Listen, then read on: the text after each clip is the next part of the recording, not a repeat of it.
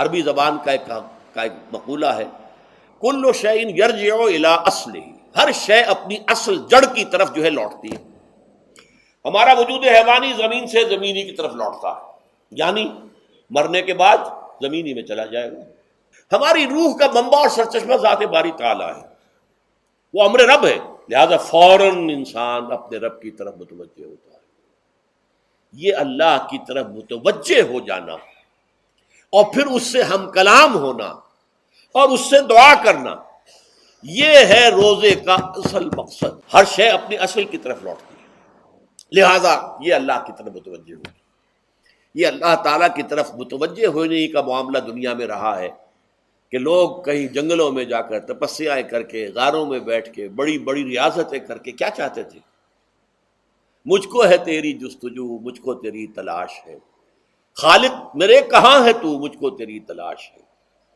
مجھ کو ہے تیری جستجو، مجھ کو تیری تلاش ہے، خالق میرے کہاں ہے تو، مجھ کو تیری تلاش ہے۔ روح انسانی چاہتی ہے اللہ کا تقرب، اللہ کے قریب ہونا، اللہ سے رشتہ استوار کرنا۔ یہ وجود حیوانی حائل ہے اس کے راستے میں، یہ حیات دنیاوی اس کے لیے پنجرہ بن گئی ہے، اس روح کے لیے یہ ایک در حقیقت ایک قید خانہ ہے۔ جیسے کہ حضور نے فرمایا کہ دنیا سجن المومن و جنت الکافر، مومن کے حق میں یہ دنیا قید خانہ ہے، اس کی روح جو ہے یہاں آ کر اس جسد حیوانی کے اندر جو ہے وہ دفن ہو گئی ہے، قید خانہ ہے، اس پنجرے میں بند ہو گئی۔ تو لیکن وہ کافر کے لیے یہی باغ و بہار ہے، یہیں پر عیش کرنے ہیں، یہیں پر مزے لوٹنے ہیں۔ تو اس سے در حقیقت ریلیف ملتا ہے، تو انسان متوجہ ہوتا ہے اللہ کی طرف اور دعا کرتا ہے، اللہ سے ہم کلام ہوتا ہے۔ یہ ہے در حقیقت روزے اور رمضان کا جو دوسرا نتیجہ نکلتا ہے اور بلند ترین نتیجہ ہے، اس کا ذکر ہے آیت نمبر 4 میں۔ اور یہ کہ بہت سے لوگ ایسے ہیں جو قرآن مجید میں نظم کے بہت قائل ہیں، لیکن میں حیران ہوں کہ اس نظم کے اندر اس کے ربط اور رشتے کو وہ تلاش کرنے سے قاصر رہے۔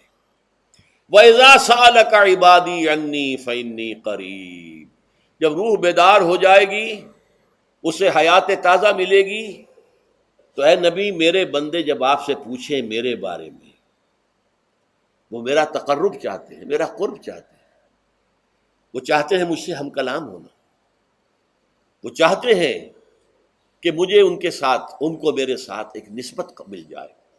وَإِذَا سَأَلَكَ عِبَادِي عَنِّي فَإِنِّي قَرِيبٌ، انہیں بتا دیجیے میں قریب ہی ہوں، میں دور نہیں ہوں۔ اور آیا ہے سورہ قاف میں نحن اقرب الیہ من حبل الورید، جو شہ رگ ہے انسان کی اس سے بھی زیادہ قریب ہوں میں اس سے۔ قال رسول اللہ صلی اللہ علیہ وسلم، قال اللہ عز وجل، اسے حدیث قدسی کہتے ہیں۔ حضور نے فرمایا کہ اللہ فرماتا ہے، تو یہ حدیث بھی ہو گئی کہ حضور نے ہمیں بتائی، اور حدیث قدسی ہو گئی کہ اللہ کا قول ہے جو حضور نقل کر رہے ہیں۔ قرآن مجید وحی جلی ہے، یہ وحی خفی ہے، لیکن یہ عام حدیثوں کے مقابلے میں اس کا مرتبہ اور مقام بہت بلند ہے کہ حضور فرما رہے ہیں کہ اللہ فرماتا ہے۔ یقول اللہ عز وجل کل عمل ابن آدم لہو، ابن آدم کا ہر عمل، ہر نیکی اس کے اپنے لیے، اپنے فائدے کے لیے، الا الصوم، سوائے روزے کے، فإنہ لی وأنا اجزی بہ یا اجزا بہ، یہ میرے لیے ہے اور میں خود ہی اس کی بدلہ دوں گا یا میں خود ہی اس کا بدلہ ہوں۔ یہ دونوں ترجمے ہیں۔ عظمت صوم میں نے تفصیل سے بحث کی ہے کہ ویسے تو نماز بھی اللہ کے لیے، اقم الصلاۃ لذکری، حج کس لیے ہے؟ للہ علی الناس حج البیت من استطاع الیہ سبیلا، اللہ کے لیے۔ زکوٰۃ کس کے لیے؟ اللہ کے نام پر دی جا رہی ہے، اللہ کے لیے دی جا رہی ہے۔ صوم میں بات کیا ہے؟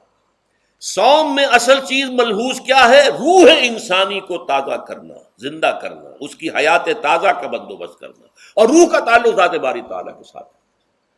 اس تعلق کی مثال یوں سمجھیے جیسے ہمیں معلوم ہے سورج کا فاصلہ ہم سے کتنا ہے، کروڑ میل، لیکن سورج کی کرن جو وہاں سے چل کر یہاں تک پہنچی ہے، کیا اس کا تعلق سورج سے منقطع ہے؟ سورج کے ساتھ تو تعلق قائم ہے۔ اسی طرح روح انسانی ذات باری تعالیٰ سے بہت دور آ کر کہہ لیجئے ہمارے وجود کے اندر آ گئی، ہمارے قلب کے اندر متمکن ہو گئی، لیکن کیا اس کا تعلق اللہ کی ذات سے منقطع ہے؟ نہیں.